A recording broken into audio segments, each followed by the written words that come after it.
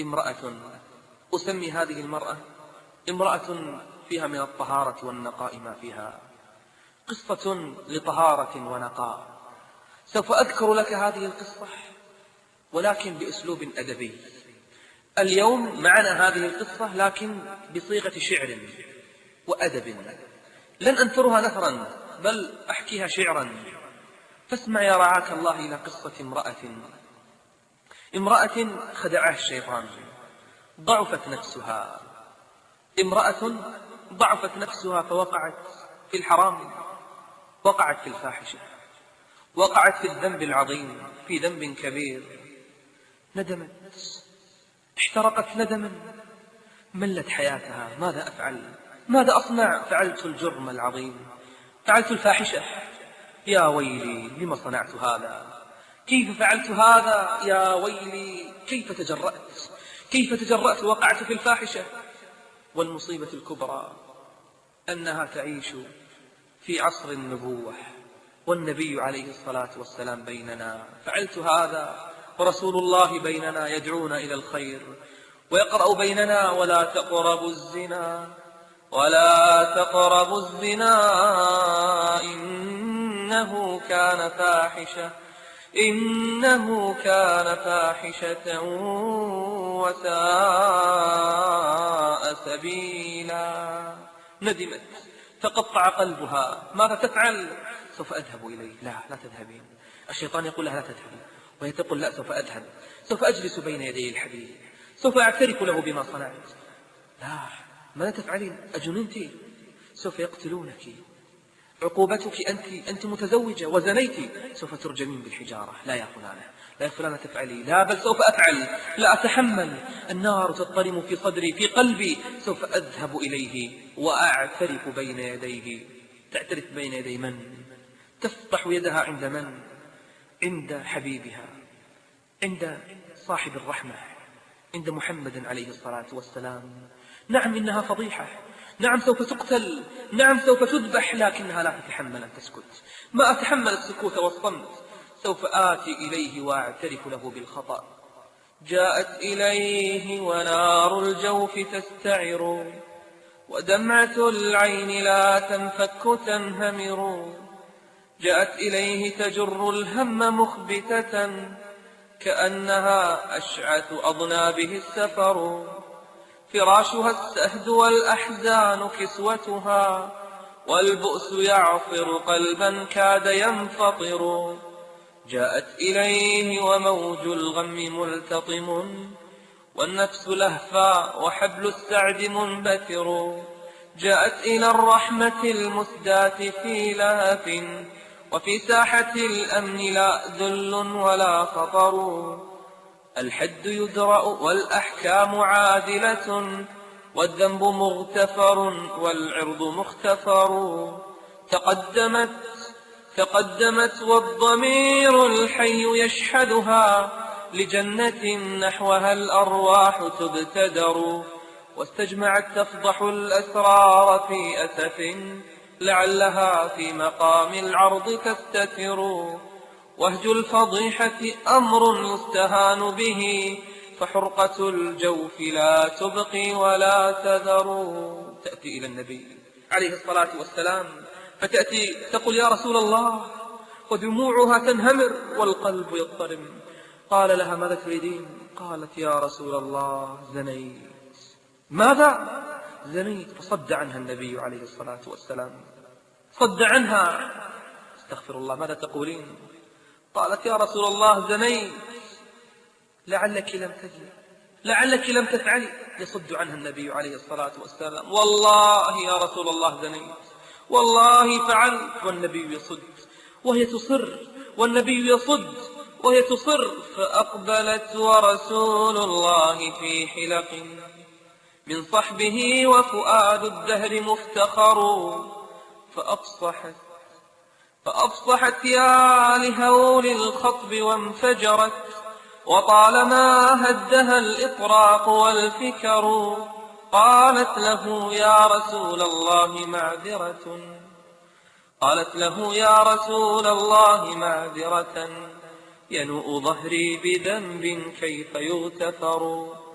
فجال عنها وأغضى عن مقالتها، وللتمعر في تقطيبه أثر. واسترسلت يا أجل الخلق قاطبة، يا أرحم الناس طرا غرني الغرر. فجال عنها وأغضى عن مقالتها رحما، وللعفو في إعراضه صور. قالت وللصدق في إقرارها شجن، والصمت يطبق والأحداث تختصر. أصبت حدا فطهر مهجة ثنيت، وشاهدي في الحشاء إن كذب الخبر. دعني أجود بنفس لا قرار لها، فالنفس مذ ذاك لا تنفك يحتضر. حرارة الذنب في الوجدان لاعجة، إني إلى الله جئت اليوم أعتذر. يردها النبي: لعلك ما زنيت. بل والله زنيت يا رسول الله، لعلك قبلت، لعلك فعلت. يريد أن يدرأ الحدود، لا كما يفعل بعض الدعاة اليوم، يتمنى أن يقتل الناس على ذنب وقعوا فيه، يتمنى أن يفضحهم. لما؟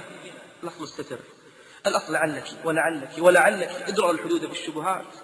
وهي تصر، قالت: أنا حامل يا رسول الله، حامل بالحرام، جنيني في بطني. قال اذهبي لعلها تغير رأيها، لعلها يتبدل أمرها، لعلها تنسى الأمر. 9 شهور حتى تلد، يعني الأمر طويل، لعلها لا ترجع مرة أخرى. انظروا إلى رحمة المصطفى عليه الصلاة والسلام. رجعت إلى بيتها ودخلت في غرفتها تنتظر ولادها. تعرفون لما؟ حتى يطهرها الحد. لا زالت مصرة، شهور تمضي، شهور وهي تتألم وتتحسر، لم تهنأ لا بليل ولا بنهار. كل أم في بطنها جنين تنتظر الولادة لتفرح، تنتظر يوم البشارة، إلا هذه الأم فإنها تنتظر يوم موتها ويوم إقامة الحد عليها. لا يعرف الطفل ماذا سيحصل إذا خرج. فقال عودي، النبي يرجعها عليه الصلاة والسلام، فقال عودي وكوني للجنين تقى، فللجنين حقوق ما لها وزر. فاسترجعت وانثنت شعثاء شاردة، فهل لها فوق نار الوزر مصطبر. ما أودعت سجن سجان وكافلها، تقوى الإله فلا سوط ولا أسر. تغص في كل ليل حالك قلقا، وعندها سامراها الهم والسهر. واغتالها غائل الإشفاق من سقر، سبحان ربي وما أدراك ما سقر. لم تنتظر قرة للعين أو سندا، وإنما هو حتف الروح تنتظر. لكل ميلاد أنثى فرحة ورضا، وما لميلادها سعد ولا بشر. حتى إذا حان حين وانقضى أجل، وقد تقرح منها الخد والبصر. حل المخاض فهاجت كل هائجة، مثل الأسير انتشى والقيد ينكسر. ولدت وكأنها أسير قد انكسر قيده، ولدت ولكنها تفرح لأن الحد سيقام عليها. تعرفون أي حد؟ ستحفر لها حفرة وتقتل. جاءت إلى النبي عليه الصلاة والسلام تحمل الرضيع، لفته في قماش، لا زالت في نفاسها ولكنها قامت أول ما ولدت، أسرعت إلى النبي عليه الصلاة والسلام، قالت: يا رسول الله، هذا طفلي وقد حل أجلي، خلاص الآن يا رسول الله طهرني، الآن يا رسول الله أقم علي الحد، الآن اقتلني يا رسول الله، اقتلني بالحجارة، فأنا لا أستحق الحياة. لكنه وما أرسلناك إلا رحمة للعالمين. قال: ارجعي. ماذا؟ لما أرجع؟ هذا الدليل خلاص. قال: ارجعي. كيف أرجع؟ أريد أن تطهرني. قال: ارجعي. لتصر والرسول يرجعها. قال: ارجعي حتى تفطميه، ربما ترجع عن رأيها، ربما تغير كلامها، ربما تستر نفسها. قال: ارجعي. جاءت بالطفل فيرجعها النبي، طوت عليه لفاف البين وانطلقت، فروحها للقاء الطهر تستعر. تغشى حياض الموت مشفقة إذا اعترى المذنبين الأمن والخدر.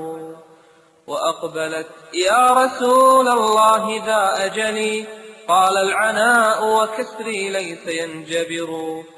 فقال قولة إشفاق ومرحمة، والقلب منكسر والدمع ينهمر. غد الوليد إلى سن الفطام، فقد جرت له بالحقوق الآي والسور. فاسترجعت ولها آهات محتسب بمهجة غيرت وجدانها الغير. هل ستذهب وتغير رأيها؟ الآن 9 شهور مضت، سوف تذهب وترجع بعد سنة أخرى. هل ستضعف وتقل حرارة التوبة؟